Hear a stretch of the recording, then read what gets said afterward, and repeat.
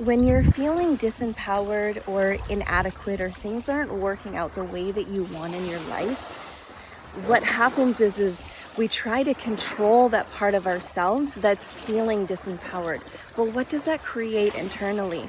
That creates this relationship of being the victim and the abuser. So it's time to drop this game that we're playing with ourselves.